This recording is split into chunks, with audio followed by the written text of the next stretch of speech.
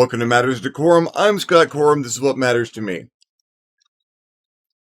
I have reviewed a few game books on this channel, and it's about time I review another one. Today I would like to talk about R. Games' Cyberpunk Red. This is a sequel to Cyberpunk 2021. And in some ways it is a lateral sequel to Cybergen. I need to talk a little bit about the previous editions of Cyberpunk before I jump into this. I have not read Cyberpunk 2020. Cyberpunk 2021 is where I started my Cyberpunk adventuring career. I have had amazing games and amazing times with Cyberpunk. It was seminal to my development as a gamer and as a game master. And I still consider it to this day one of the finest role-playing games ever written. Cyber Generation, I thought, was a fantastic diversion from that, an interesting direction to take things, a good addition to the history, with some superhero-y fantastic elements that I really enjoyed. I also liked playing that. The various supplements that came out for Cyberpunk 2020, 2021, really good. All the Chrome books and the Corporate War books, Black Hand's Guide to Street Weapons. I loved all of those books. Really well written, really well organized, supported the system and the world very, very well. I did an extensive breakdown of Cyberpunk 23X.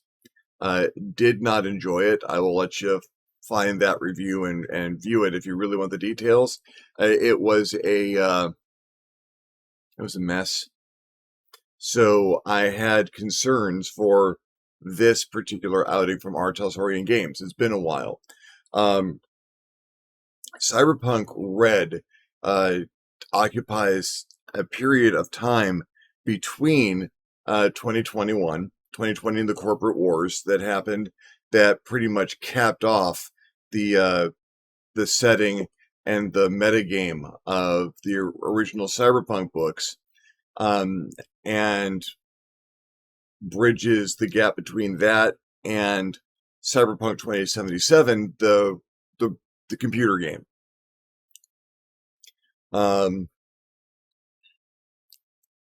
Cyberpunk Red.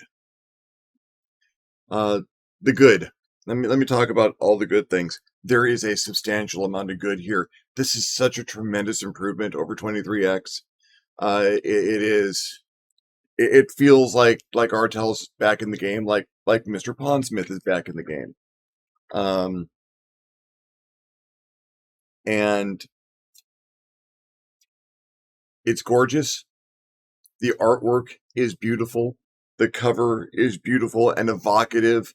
The color palette, the form, the shapes, the art style all work very, very well here. And the artwork is excellent throughout. Very professional, very evocative. There is a good combination of material in here that is hand-drawn, that is computer-aided art, and some pieces that borrow from the computer game and use some of the high-end models that you can find among those assets. It's a good-looking book. The layout is beautiful. It is well organized. It makes a lot of sense, actually. I wish the character generation was a little bit closer to the front, but it does take a lot of time with its flavor. And multiple options for how you want to generate characters, depending on how experienced you are with the system. Really, really good setting information. It's well written, so the writing is good. Beginning to end, the writing is very good. The technical writing for the game system the writing that supports the conceits of the system and the history, the flavor text.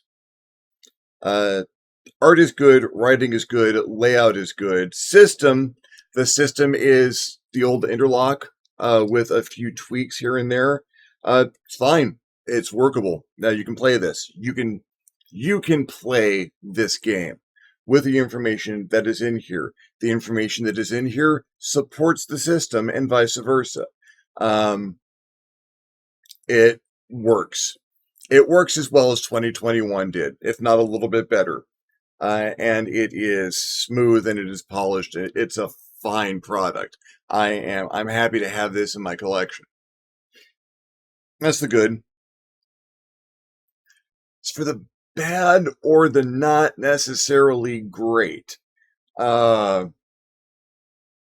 it wasn't going to be perfect, but I'm a lot more picky now about some things than I have been in the past. Uh, and you knew if I was going to look at a new edition of Cyberpunk, it was going to have a more critical eye, mostly because of what I've reviewed before. Personal peeve: the opening text is not fresh. It is, in fact, kind of stale. It is um, a piece of fiction that describes an event around 2020. If you have read much of the original Cyberpunk, the Cyberpunk 2020-2021 material, you've read this before. If you have played 2077, you've seen this scene play out before. It's not as seminal or as indicative. It doesn't give as much flavor to this world as I believe the creators think it might. And this is like the third time I've read it. If you are new to the lore and the world and you wanted a narrative description of that particular event, more power to you. Here it is. Boom. But to me and my eye, it's recycled text up in front. And you know, not my favorite piece of fiction. Seen it before. It's a little edgelordy. Well, it's a Johnny Silverhand story, so of course it is. There were a lot of different choices they could have made for opening fiction, particularly something that actually woke you up in 2045 instead of taking you back to 2020 first.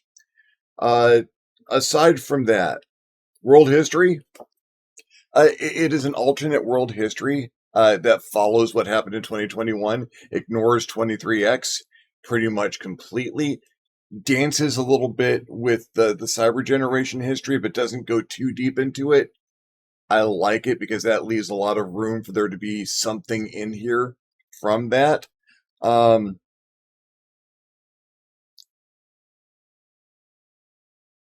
There is an entire section of this book I'm going to dunk on.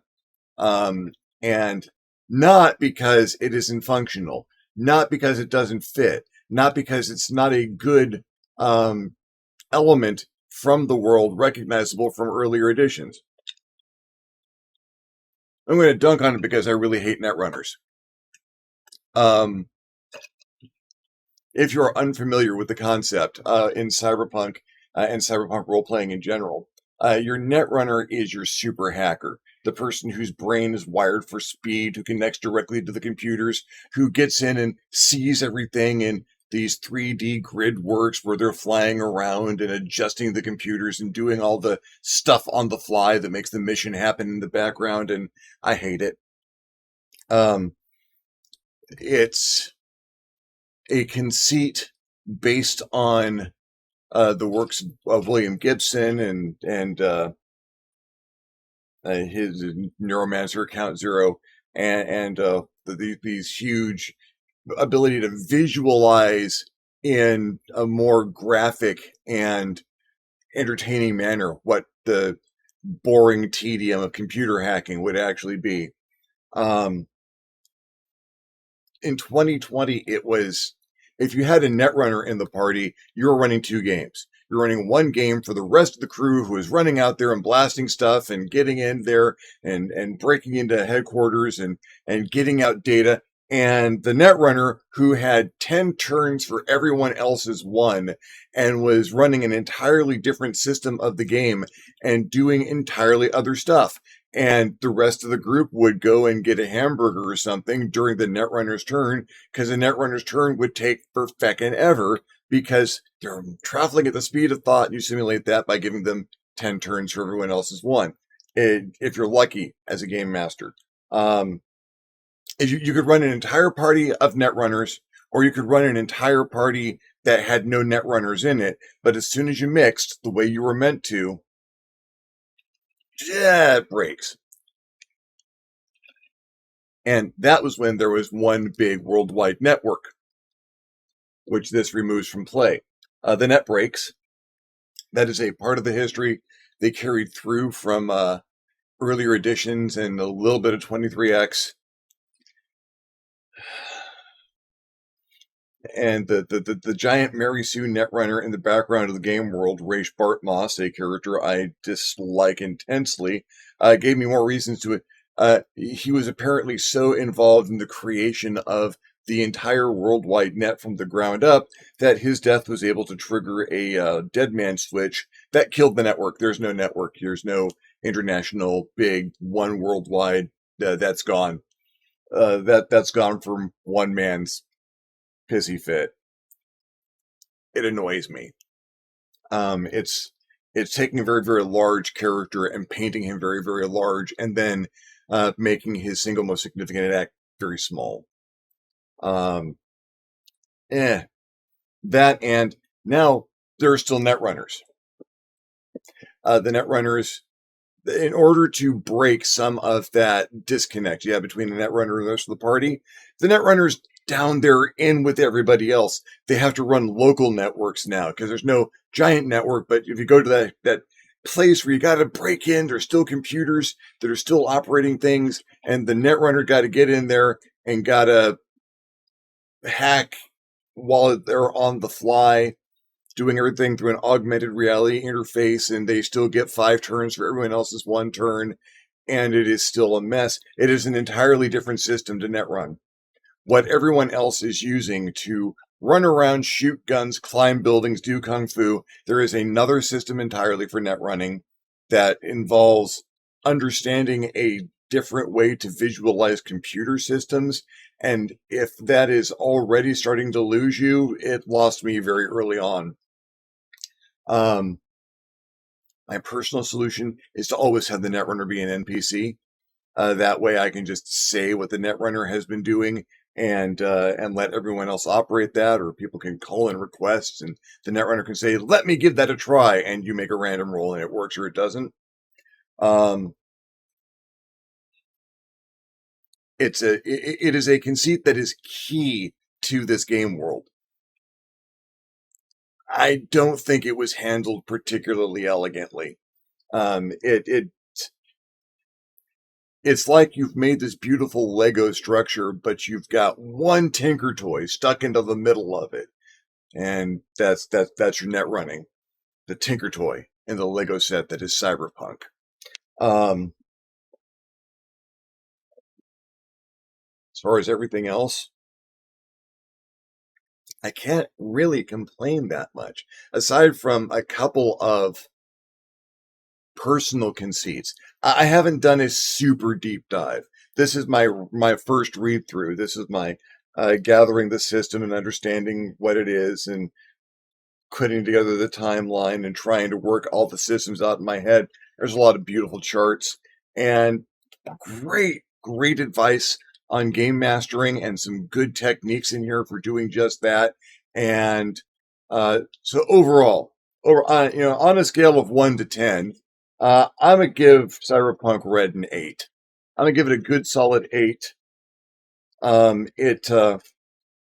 It gets the job done. It runs Cyberpunk better than just about anything else has ever run Cyberpunk. It gives you a real flavor for the world and the characters, and it's functional. as a role-playing game, as a tabletop, it is completely functional. You can roll these dice, and a competent game master can lead you through it without too much difficulty. It does its job. So that's Cyberpunk Red. I've a couple of people that asked me to give them reactions. There it is. It is a perfectly acceptable product. There are a couple of sections I won't use, or I will use at a very minimal level, unless someone wants to sit down with me and work me through it. And if it starts to be like a college class, I'm not using it, because that's not why I play role-playing games. But yeah, 8 out of 10 would recommend. Anything else you'd like to hear me talk about? If you enjoyed the video, give me a thumbs up. Didn't enjoy the video, give me a thumbs down. Feedback is feedback. Anything else you'd like to hear me talk about? Subjects you'd like to hear me cover? Other games you'd like me to review? Go ahead and leave me a comment below. I will love getting your comment. You will love leaving me a comment. If you haven't subscribed to my channel yet, why not? My channel is awesome. Hit the subscribe button. If you do hit the subscribe button, you might want to hit the notification bell too, so you're alerted when videos become available. If you'd like to contribute to the channel in a more substantial manner, I invite you to hit me up my Patreon page, www.patreon.com/ScottQuorum. Consider donating. Absolutely anything helps. Allows me to make better videos more often. In the meantime, thank you very much for watching. I'm Scott Quorum. This is what has mattered to me. I will see you next time on the next Matters of Decorum.